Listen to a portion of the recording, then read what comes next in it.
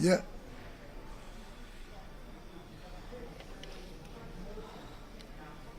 आओ हरीश, आप इधर आओ ना, आपकी वजह से तो हुआ है पूरा.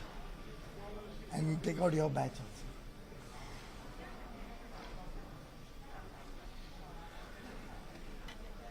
ठीक है ना? Put in day and night effort.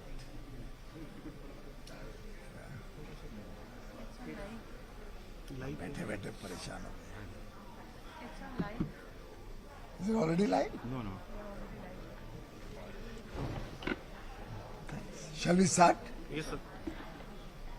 Thank you very much, friends, and a very good evening to all of you. I'm really delighted to share with you the outcomes of this very significant engagement of Prime Minister Shri Narendra Modi and his participation at the recently concluded G20 summit in Rome. This is his 8th summit and the first in-person summit after Osaka in 2019. The theme was People, Planet and Prosperity. And truly, within this overarching theme, this G20 has delivered a strong message of recovery from the pandemic, recovery in terms of the economy, and across different sectors like health, employment, education, tourism, and most significantly, climate action. Leaders adopted the Rome Declaration at the summit, and over 5 days of extensive negotiations, extending late into the night, so much so that last night there was not a wink of sleep, and it went on till morning 10:20 in the morning today, when the final declaration was agreed by all the stakeholders. This communique gives a very strong message under the health section, where we have agreed that COVID-19 immunization is a global public good, and the recognition of COVID-19 vaccines, which are deemed to be safe and efficacious by the WHO, will be mutually accepted, subject of course to national law and privacy law that countries may have. But more importantly, it has been agreed that everybody will help to optimize the processes and procedures of the WTO for vaccine approval and emergency use authorization, and will also be strengthened. The WHO will be strengthened so that they can do recognition of vaccines faster. We have also agreed to extend the debt suspension service initiative so that vulnerable countries, low-income countries, are not burdened with debt repayment at this critical time. On agriculture, we are very delighted to share with you that livelihoods for small and marginal farmers were at the focus of our discussions, and everybody has agreed that improving their livelihood is an important global effort that we all have to put in. Energy and climate was clearly the center stage of our discussions. India and many other developing countries pushed for safeguarding the interests of the developing world.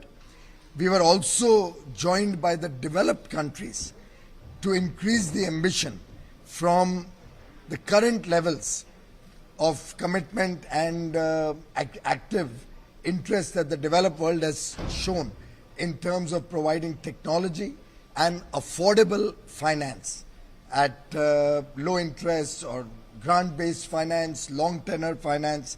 So we've really got into the text the language which confirms that the developed world has acknowledged that they have not done enough in terms of meeting their commitments, and that they will have to be more forthcoming in providing finance, in providing technologies and the enablers to make the transition to a clean energy world in the future. We have also been able to encapsulate some of the actions that the developed countries need to take, and for the first time, the G20 has identified sustainable and responsible consumption and production, along with provision of finance and technology as critical enablers for achieving the climate goals first decided at Paris, and as we have all agreed, we must aspire for even more ambition.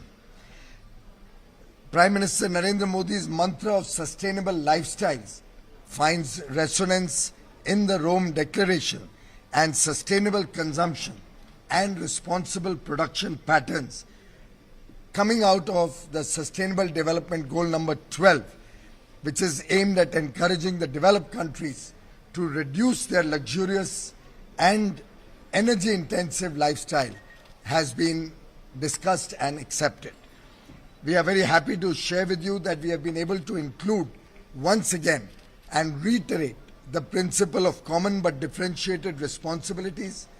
We have also been able to push the commitment of the developed world to provide $100 billion every year through from now until 2025, and the commitment of all the countries to mobilize greater levels of capital for the less developed countries and the emerging economies. I am delighted to share with you that for the first time, we have also been able to put through that technologies today do not exist to be able to transition in a big way to clean energy, and innovation will play an important role in the years to come. The importance of energy security and the stability of energy markets has also been recognized at the G20 Leaders Summit. We are soon going to have another engagement on resilient supply chains, which will be attended by several countries.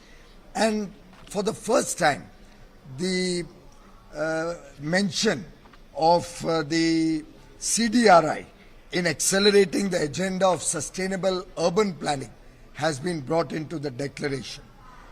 We are delighted that what Prime Minister Narendra Modi had proposed in Brisbane in 2014 has finally been accepted by all the countries. First, the OECD discussed it. Now the G20 framework on base erosion and profit sharing has been brought out in this statement. It's truly a historic achievement for a more stable and fair international tax system. Travel needs to get reinvigorated. We need to get back people's movement, bring tourism back, bring economic activity back, and we have all agreed to work towards a common framework for accepting each other's vaccine certificates. We have also discussed gender-based violence and increasing women's participation in the workforce. Also denounced the uneven distribution of unpaid care and domestic work.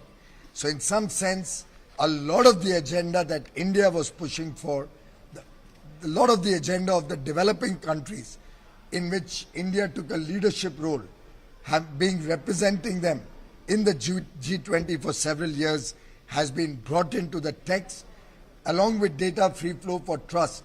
Data for development has come into the Rome Declaration, and all the leaders of the G20 are now looking forward to the G20 presidency in India in 2023.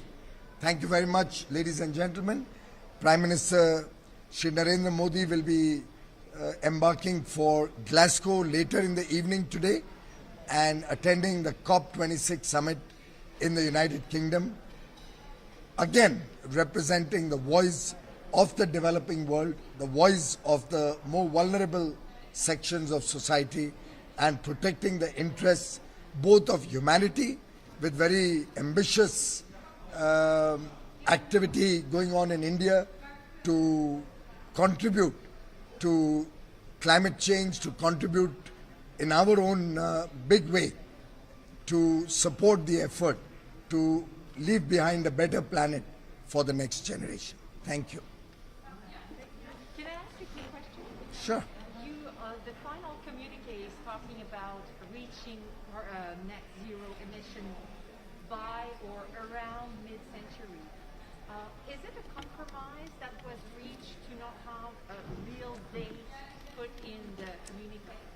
Madam, first of all, what we have discussed and decided is global net zero. So all the countries put together will be net zero, which means that developed countries, which have already enjoyed the fruits of low cost energy for several years, will have to go in for net zero much faster and possibly even go in for net negative so that they can release policy space and some carbon space for the developing countries to pursue their development agenda. Second, in terms of the year, we still have to work on technological solutions. As I said earlier, there are no available adequate technologies for base load. There are no adequate technologies to be able to absorb large amounts of clean energy into the grids and maintain grid stability. And therefore, we will have to look at more technology and innovation playing an important role before we can identify a year. So, Mr. Mayor, Bloomberg here. The question is, how much India need in terms of funds for the climate transition that you are seeking from developed nations? As I said, this is something which needs to be determined based on the type of technologies that would be available for that climate transition. For example, for our base load to be replaced from coal to maybe nuclear, we will need large amounts of capital for setting up nuclear plants, both to replace our current demand and for the future demand that our development imperative requires. Secondly, we will need to be a member of the nuclear suppliers group to ensure adequate availability of raw material for nuclear supply and several other associated concerns around cost of power.